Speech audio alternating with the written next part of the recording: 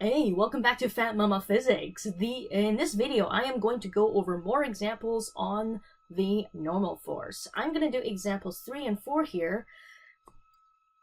With number 4, I'm going to go over the full problem instead of putting it on a fast play, but you are welcome to pause the video and try it yourself before I spoil it for you.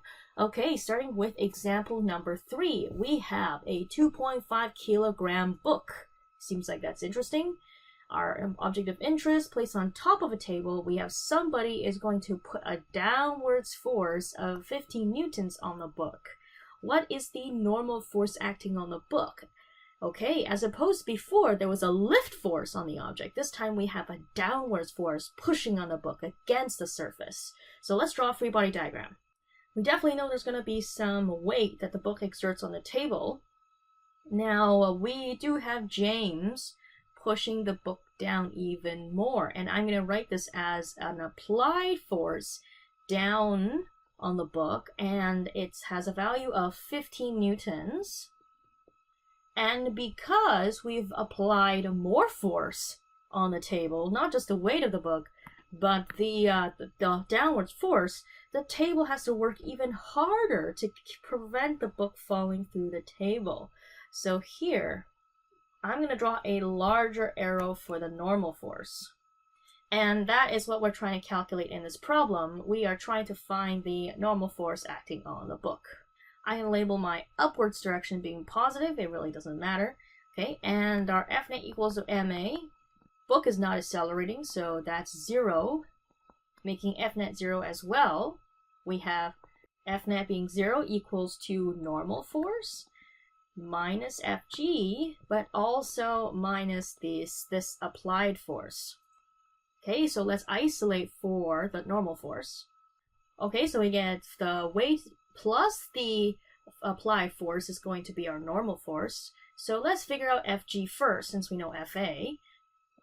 We know Fg is equal to mass times gravity, gravity being 9.81. Mass of the book is 2.5 kilos, so let's calculate that, giving us 24525 newtons. So let's plug this into this equation here along with this applied force. We get 39.525. This rounds up to 40 for 2 sig figs because this 5 will round that up. And to signify this is 2 sig figs, you need to put a decimal there. And since the normal force is acting in the upwards direction. Okay, so that is the example. Notice the normal force is now larger than the book's weight because it has to do more to sustain and to counter James' downwards force of 15 newtons as well. We now have example 4. This same kilogram book is now placed against a wall. And James is going to apply a horizontal force of 72 newtons on the books against the book. And the question should have also said it would be perpendicular to the wall. The question is, what is the normal force that the wall is pushing against the book? Make sure you draw a free body diagram. So again, I will go over this question in full. But if you do want to give it a thought and a try, this is a good time to pause. Okay, so that's your chance. I am going to go over the problem now. Okay, so let's put it into perspective. I've started a free body diagram, and it doesn't matter if the book is held up against the wall or anything. There is still the force of gravity acting on the book no matter what. This is where it starts to get a little interesting. So James is going to push the book against the wall, and he is going to apply a force against the book of 72 newtons. Okay? And because the book, if you think about it in steps, James is going to apply 72 newtons on this book the book is going to push back on his hand. Sure, we don't care about that. But what we care about is this wall here. And we care about the wall's interaction with this book.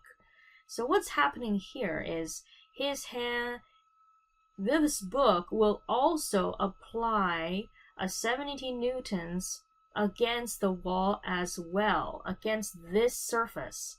The wall, in retaliation, is going to apply an equal and opposite force perpendicular away from its surface against the book of something, which is what we want to calculate or find out in this problem. We're not quite done. We might be done, but let's just think about if there are any other forces acting on this book. And don't forget, since we're looking for the normal force, and the normal force is pointing, in this case, in the horizontal direction, perpendicularly away from the wall, we only care about forces acting in the horizontal direction. We don't care about anything else.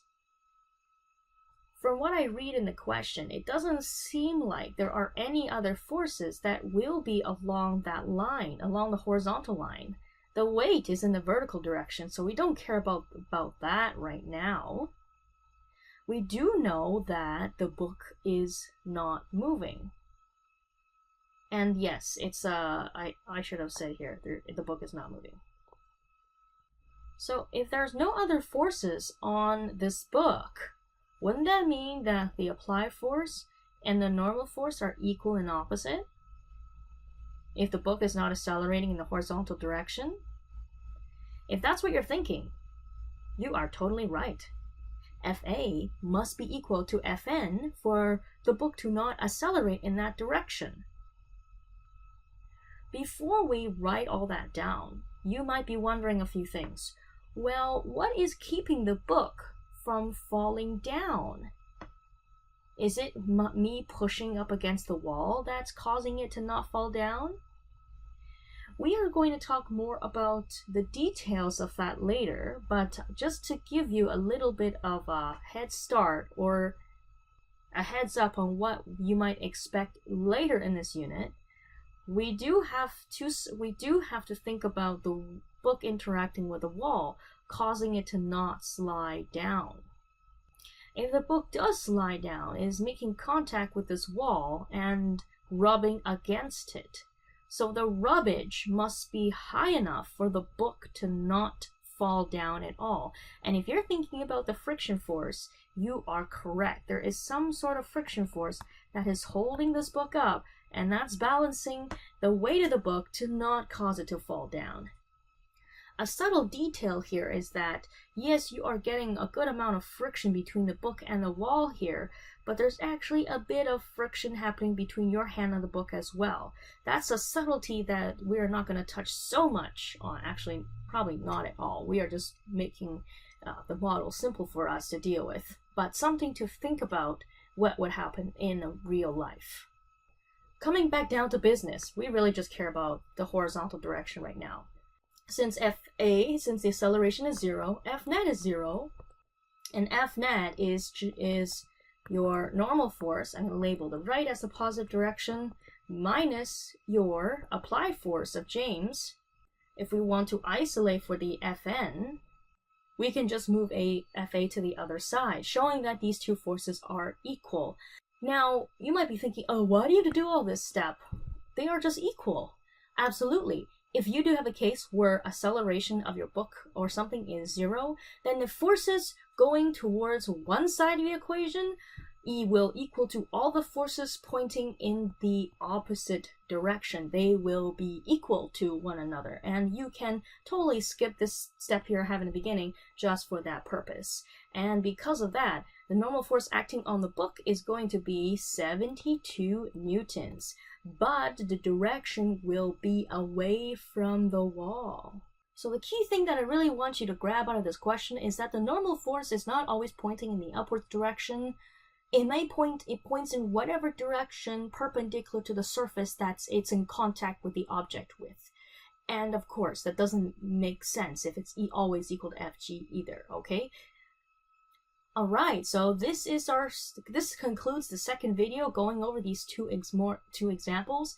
In the next video, we're going to talk about bathroom scales and how they work, and what happens if you take these bathroom scales away from Earth and use them on a different planet, further building on our understanding of the normal force. So thank you for watching. Hopefully you learned something. Good luck, and I will see you back. Fat Mama Physics signing out.